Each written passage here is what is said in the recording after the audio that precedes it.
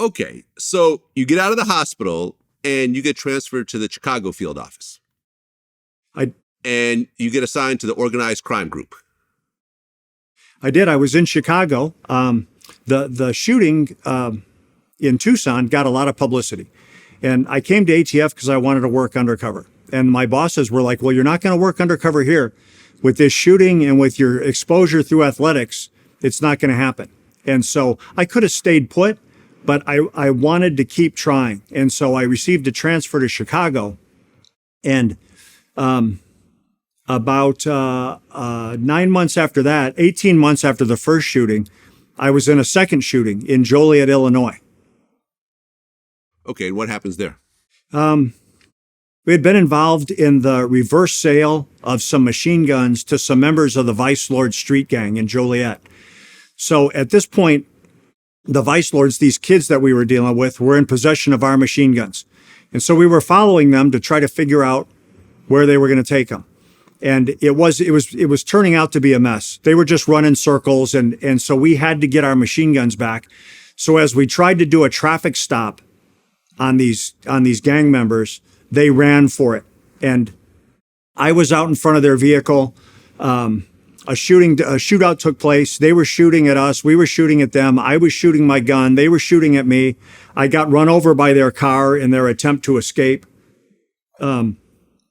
So, in my first 18 months on the job, I'd been shot, run over, and been in 2 shootings.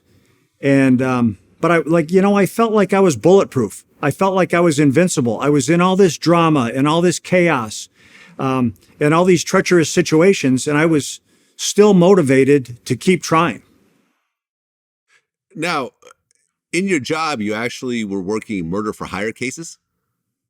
During the course of my career, yeah, I played the role of a hitman on occasion, where someone would solicit a contract killer, and then I would fill that role and then at least bluff the solicitor into thinking that I had murdered whoever their intended victim was.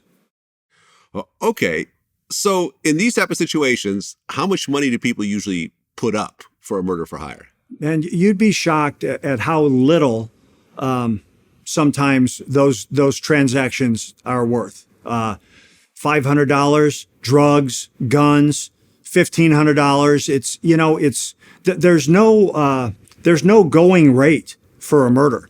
You're dealing with someone who has decided that they have the right to play God and decide who is going to live and die. They've taken it on themselves to decide that they're willing to pay to take somebody else's life. And so that's a street negotiation. There's no set price on this is how much it costs to murder someone. Okay, so let's just say I wanted to kill someone, right? How would I come up, how would you and I connect in terms of me hiring you to kill someone? And why would I trust you since I've never met you before? Well, I mean, you're asking that question from a position of logic and reason and common sense. And if you're hiring someone to be murdered, like those things really aren't always factored in. Typically, those introductions are made through a source, through a cooperating witness, through a confidential informant who says, I know someone who does this for a living. And then it's on me. If you're the one that's asking for a murder to be done, and I know that that's what's in your head and you're predisposed for that, it's on me. Now it's my job to convince you to trust me that I can do this for you. Okay, and at the point that I give you the money for the murder, then I get arrested and suddenly I'm, charged with a murder for hire.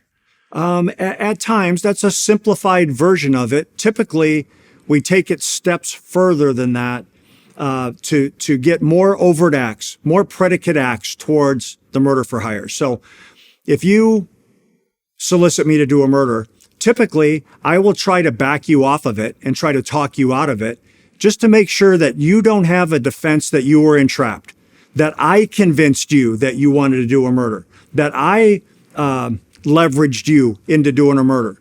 So I give you, the person that's asking for a murder to be done, I give them outs and give them opportunities to escape.